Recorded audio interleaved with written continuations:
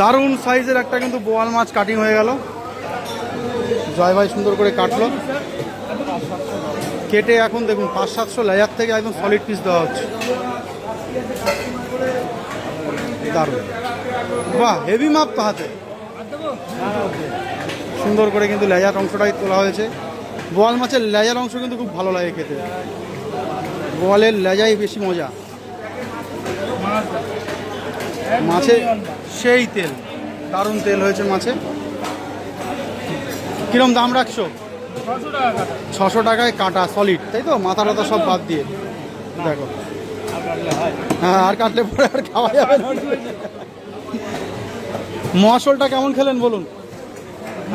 পাননি পাননি পাইনি? যা যা যা, যার জন্য আনা হলো সেই ভাগে পেলো না।